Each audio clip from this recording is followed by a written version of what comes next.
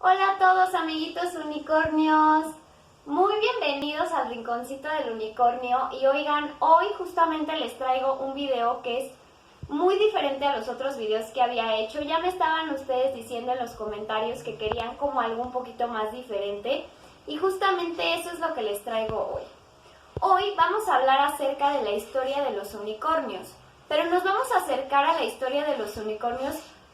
Si tú lo que quieres ver es una historia en la que los unicornios son esos seres mágicos y maravillosos, olvídalo. Hoy nos vamos a pegar a la realidad histórica de cómo es que esta sociedad mexicana, europea, o sea, en todo el mundo se creó, digamos, esta imagen, esta idea de que existe un unicornio y de que es un ser mágico y maravilloso.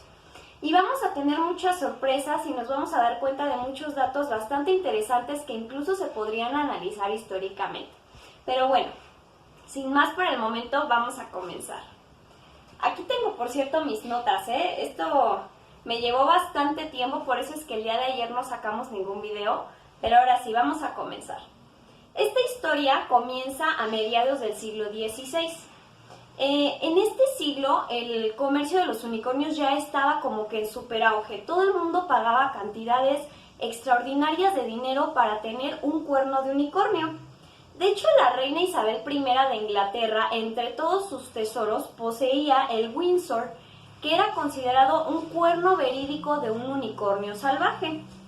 En esta época se veían los cuernos de unicornio como objetos mágicos. ¿Qué se creía? Bueno, además de que se supone que eran objetos mágicos, bueno, ¿cuál era su magia? Su magia era que los venenos los podrían neutralizar. Que si tú tenías una enfermedad o algo te dolía y te tocaban con la punta de ese cuerno, tú ya ibas a estar curado para siempre.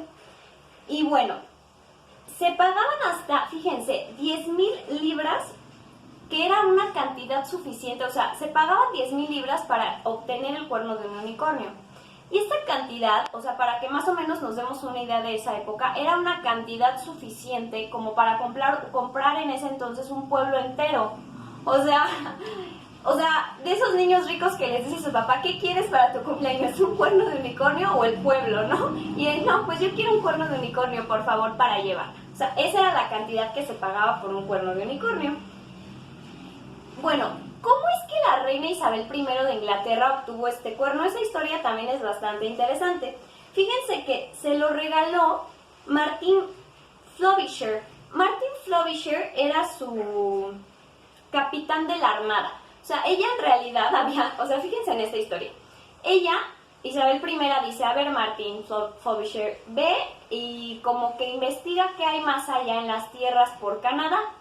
Entonces Martín va, no encuentra nada más que muchísimo hielo, muchísima nieve, tal vez seguramente encontró cebollas, y regresó y le dijo que había encontrado un cuerno de unicornio. ¿Cómo fue que él lo encontró? Bueno, él en realidad había ido a la isla de Baffin, en Canadá.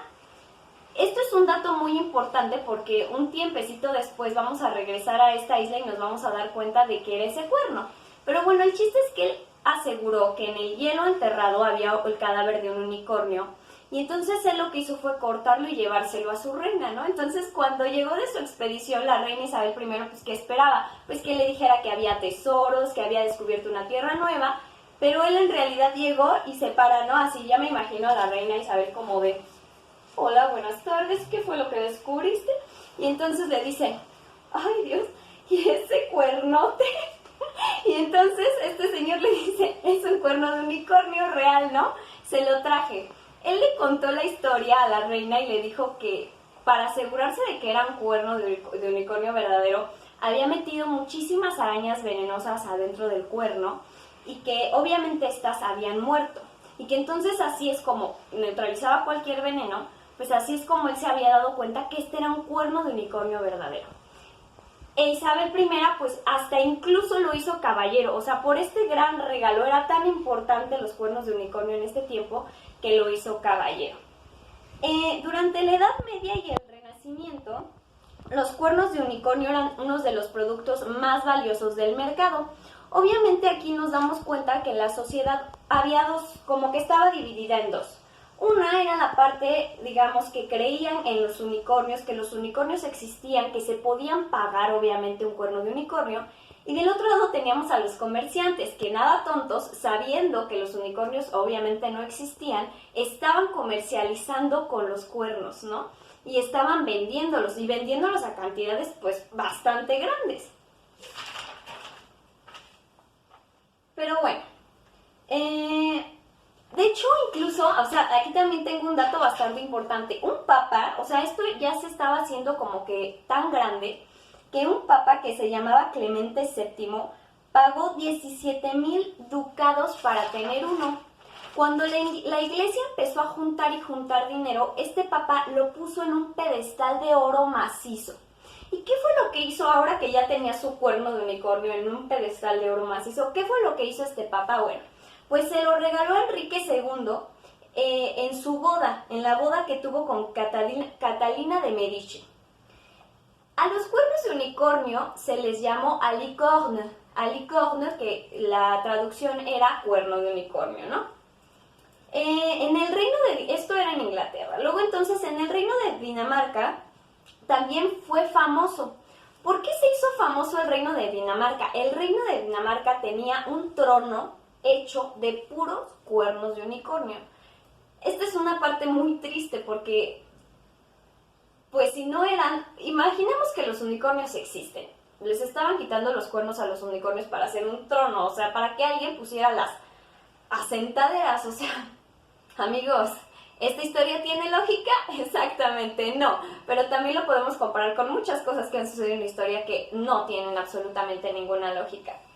Y bueno, las propiedades de este cuerno eran, bueno, propiedades curativas y se decía, o sea, por todo el mundo se empezó a esparcir esta noticia de es que es un animal súper extraño, nadie lo puede encontrar en ningún lado, es un espécimen rarísimo, las personas no lo pueden ver. Obviamente, ¿por qué se empezó a hacer esto? Pues porque nos estamos dando cuenta que pues no existían.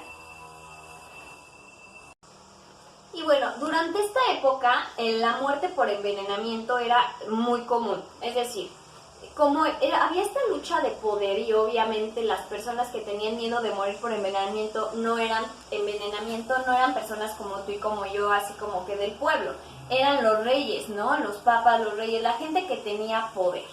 Entonces, como se creía que estos cuernos de unicornio hacían nulo el veneno, pues ¿qué pasaba?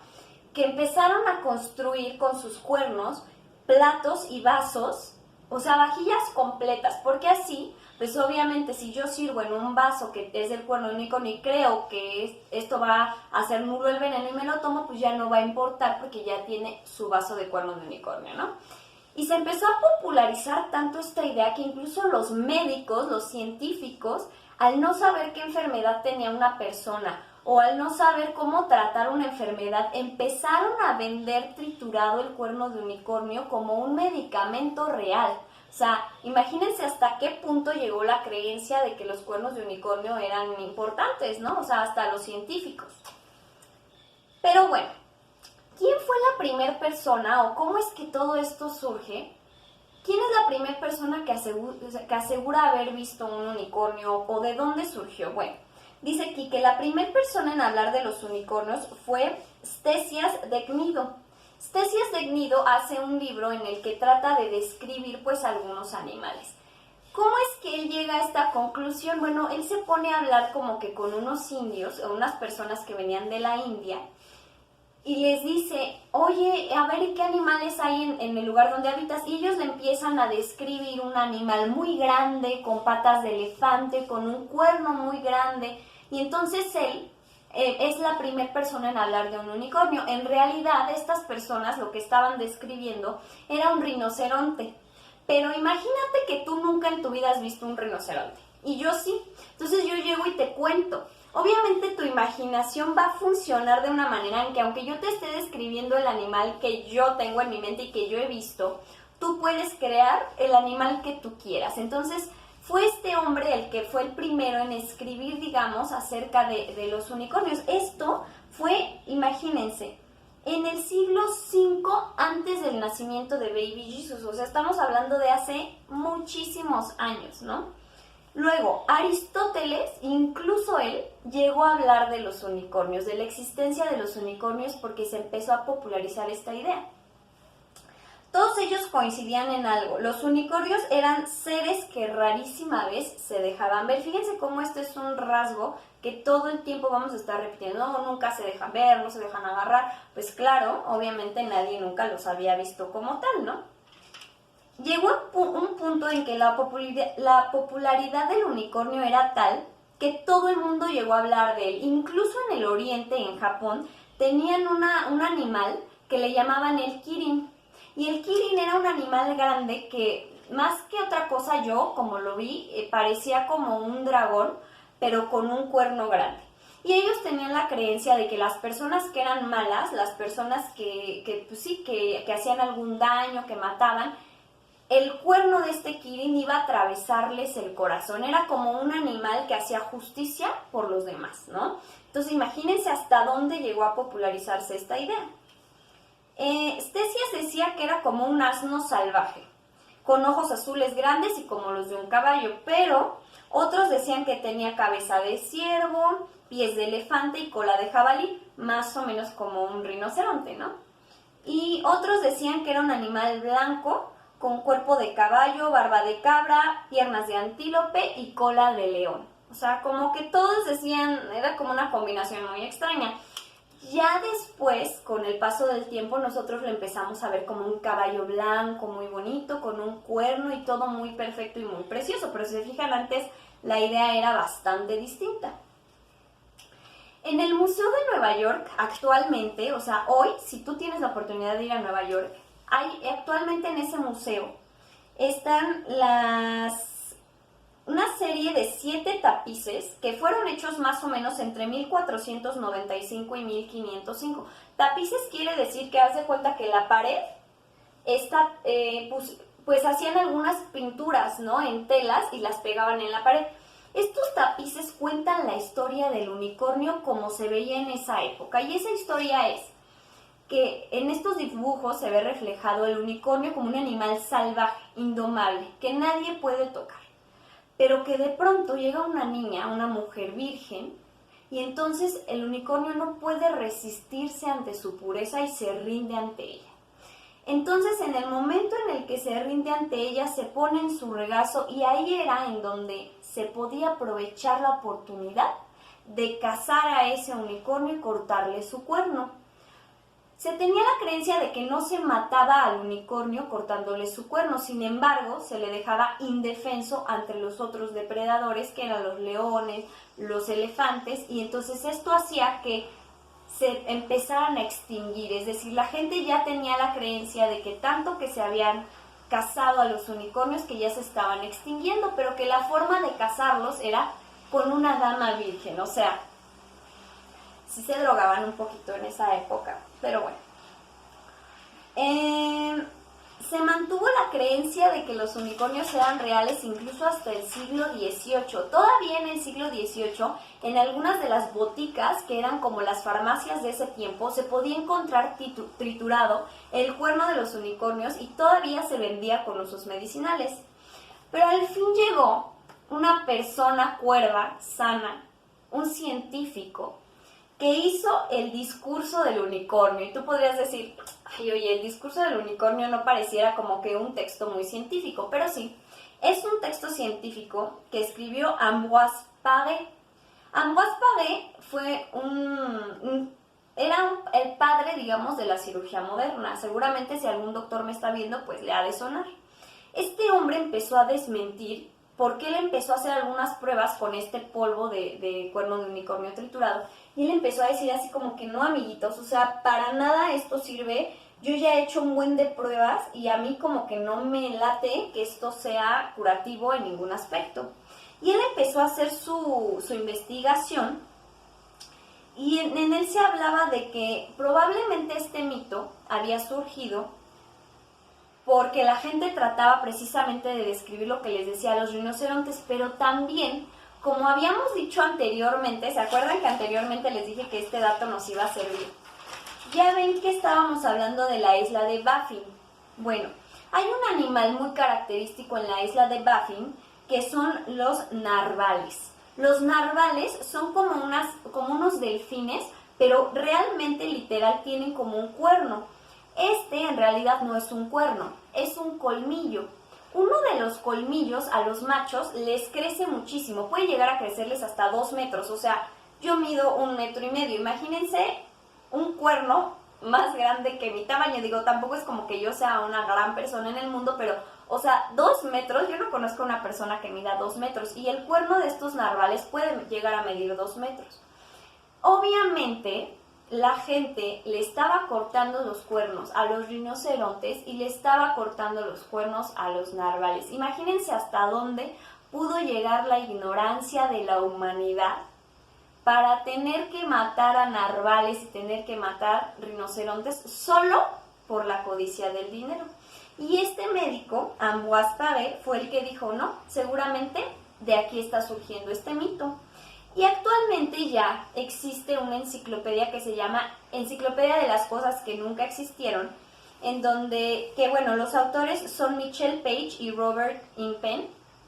Ellos hablan precisamente del unicornio, de cómo era el mito del unicornio, ¿no? Que era un animal salvaje, indomable, que por su naturaleza nadie lo podía cazar y que, su cuerno tenía como que estas propiedades curativas y mágicas.